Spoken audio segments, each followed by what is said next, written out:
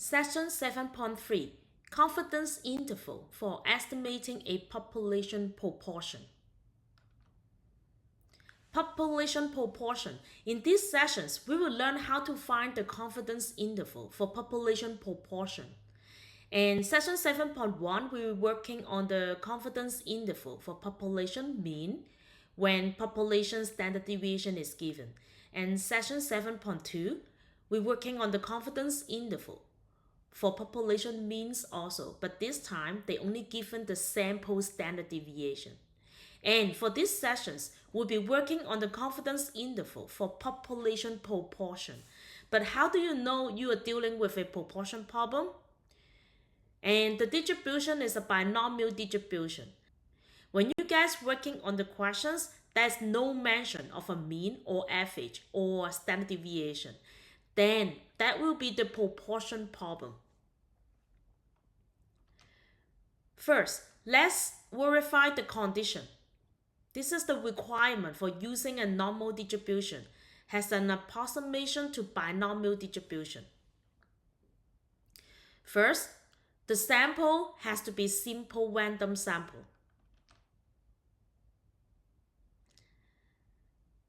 Second, large sample. Sample size has to be n. N is large enough the sample expect at least 10 success and 10 failures. So we have the n sample size times the success has to be greater than 10. And 10 minus 1 minus p hat, that will be the q hat. That will be the failures, right? N times the failures has to be greater than or equal to 10 also. Population is at least 10 times larger than the sample. So you could plug in the n, the sample size, times 10. And the population is at least greater than this number. Procedure for constructing a confidence interval. First, we need to verify the requirement. Okay, we just mentioned about the conditions. And then find the critical value. This critical value that has the session 7.1 when you guys working on the population means. If you don't remember how to do it, you could review the lecture from the session 7.1. And then find the margin of error. So we're gonna use the critical value times this guy. Okay, p hat times 1 minus p hat. 1 minus p hat, that is response to like the number of failures, okay, which is gonna be the q hat. Then construct the confidence interval, and we are working on the population proportion. So you're gonna use the sample proportion plus minus the margin of error. And then draw the conclusion. You also can use the calculator to check the work. Now let's try to do the first example. In a survey of 517 music teachers, 403 say that the video games Guitar Hero and Rock Band have a positive effect on music education. Construct 95% confidence interval for the population of music teachers who believe that these video games have a positive effect. So first step, we want to verify the condition. We assume the sample will be a simple random sample. And then we check the sample. We have an n times the p hat. But in these questions, they didn't give us the sample proportion, right? They only give us the 517, which is gonna be the sample size. And then 403, we believe this is gonna be the number of success. Okay, because 403 represent like have a positive effect on the music education. And this is what we want to find it out, right? Who believe that these video games have a positive effect. So 403, that will be your X. the number of success. So we're gonna use this formula, find out the sample proportion. Okay, or you could just play around on this formula, you times n for both sides. So here, when we want to verify it, that will be equal to the x. And x, that will be 403, which is going to be greater than 10. So we do have at least 10 success. And how about at least 10 failures? That will be 1 minus p hat. Okay? So we could plug into this formula, right? 403 divided by 517.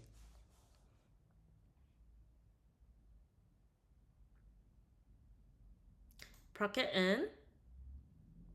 Use your calculator. You should get 114.26, which is going to be greater than 10.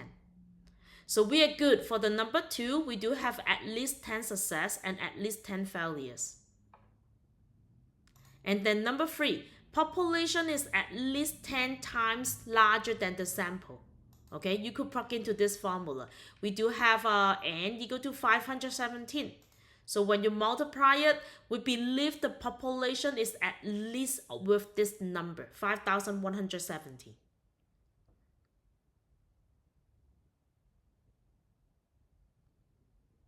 Okay, find the critical value. For the population proportion, we'll be using the z distribution again. So we are working on 95% confidence interval. You're gonna do 1 minus 0.95 divided by 2. Find out each tail, right? And add it up 0.95. So you should get 0.975 here. Use your calculator. You're gonna get 1.96. Okay, compute the margin of error, 1 to 4 decimal space. So we have the formula. You have the critical value. The p hat, that will be 0.779. And that will be 517. Plug it in. Use your calculator.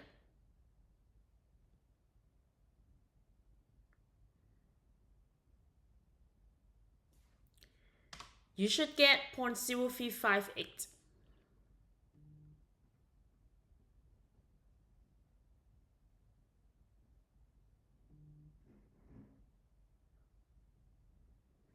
Okay.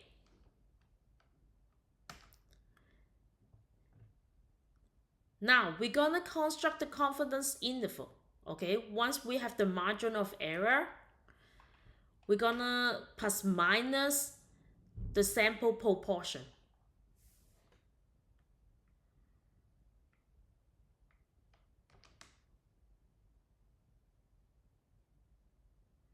You should get 0.743 to 0.815. Okay, conclusion, draw the conclusion. So we are working on 95% confidence about the population of the music teacher who believe that these video games have a positive effect. Make sure you draw the complete sentence for the test.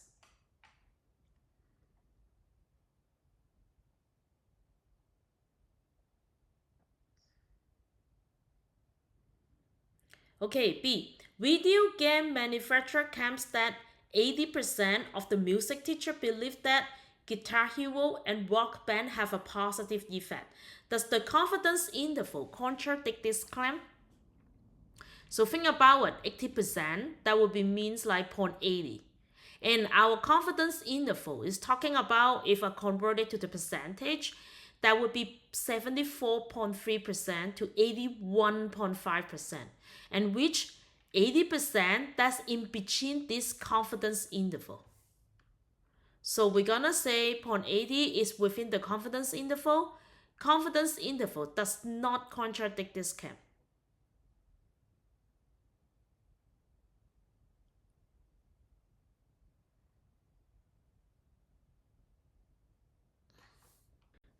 Okay, now we want to use the calculator to check your work here.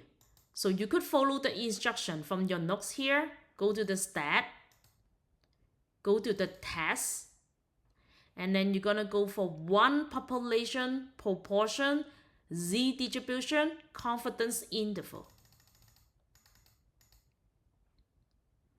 Okay, one part z in here. Okay, we have x, which is gonna be 403.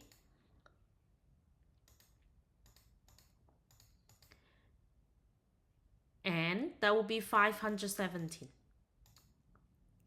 And then we are working on 95%. So 0.95, go to calculate. Enter. So check your work, your p hat, that will be 0.779.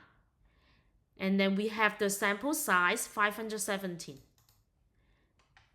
And confidence interval, 0.743 to 815. Confidence interval, 0.743 to 0.815.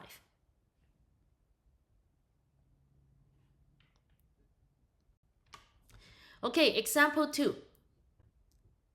From a 3M privacy filters poll in which respondents were asked to identify their favorite seat when they find, they given the sample size, number of success, who choose the window seat, use a 93% confidence level. First, I want you guys try to verify the three conditions.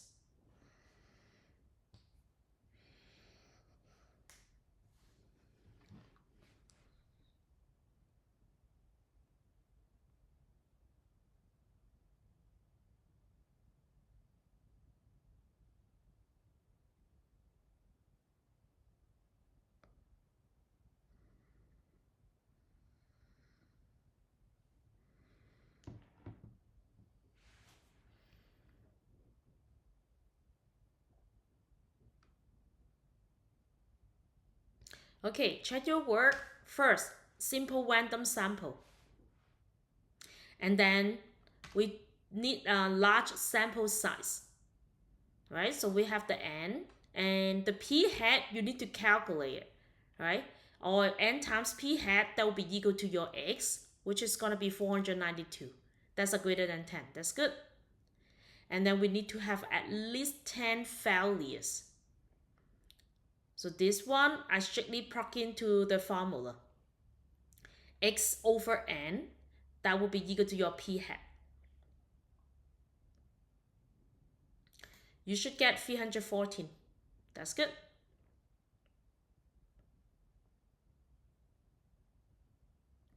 Okay, then at least 10 times larger than the sample.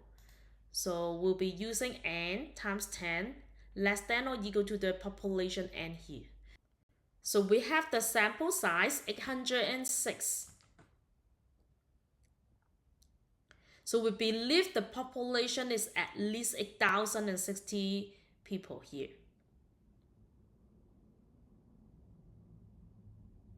Okay, find the point estimate. Okay, point estimate, we talk about it at the beginning of the session 7.1.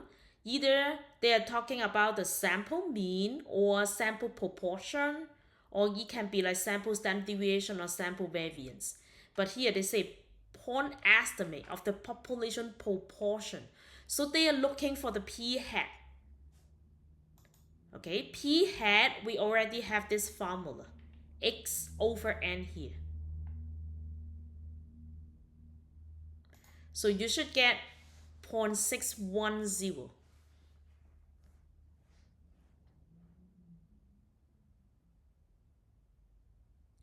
Okay, find the margin of error. Before that, we need to find the critical value, right? Critical value, we are working on 93%. So you should have the inverse norm, 0.965 here. Use your calculator.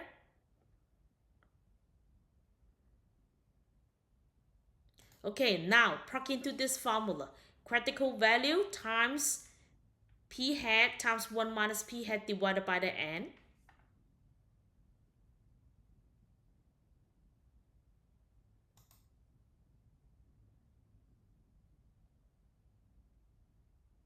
Check your work. You should get this guy.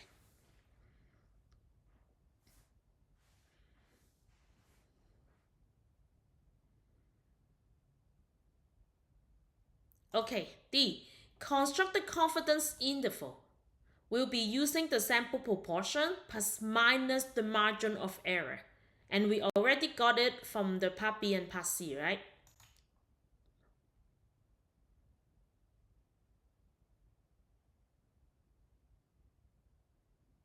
So you should get this guy.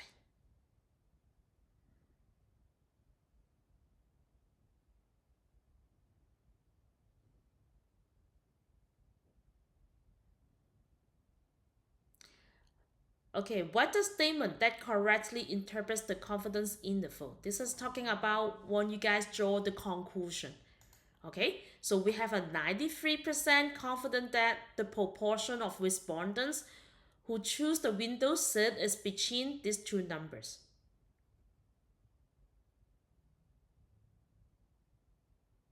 Okay, determine the sample size. If we wish to make the margin of error of confidence interval smaller while keep the confidence level the same, we can do this by making the sample size larger. Sometimes we have a specific value E that would like the margin of error to obtain, and we wish to compute a sample size N that is likely to give us a margin of error of that size. So we have the formula for the margin of error. You could just play around with this formula, you're gonna get this. And the sample size equal to square of critical value times p hat and 1 minus p hat divided by margin of the error square. Okay, if you know about the sample proportion, okay, you know about the p hat, you will put in this formula. But sometimes they may not be given, then you will be using the sample proportion equal to 0.5.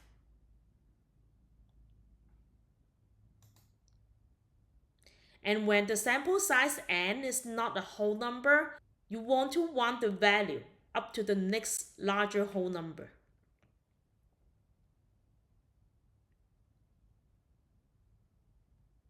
Okay, try this example. Suppose a mobile phone company wants to determine the current percentage of the customer age 50 or above who use text messaging on their cell phones. How many customer age 50 or above should the company survey in order to be 97 confident that the estimate proportion is within 3 percentage points? Okay, I want you guys to highlight this one, 3 percentage points of the true population proportion of the customer age 50 or above who use text messaging on their cell phones. Okay, what is this information? This is talking about the sample proportion is within 3 percentage points. So they're talking about the margin of error. Okay, the E will be equal to 3 percentage, which is going to be 0.03. And then we need to find the critical value, Z alpha over 2, for 97% confident. Okay, so 1 minus 0.97 divided by 2, and then plus 0.97. You're going to get this guy, which is going to be 2.17.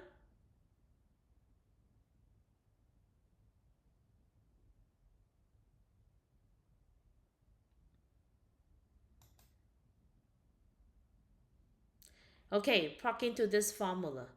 But then when you review the questions one more time, they never mention about the p hat, right? So if the p hat is not given, you will be assuming the p hat will be 0.5.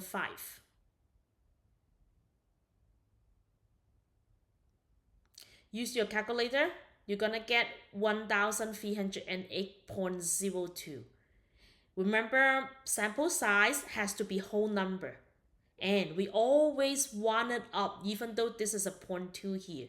So final answer, 1,309.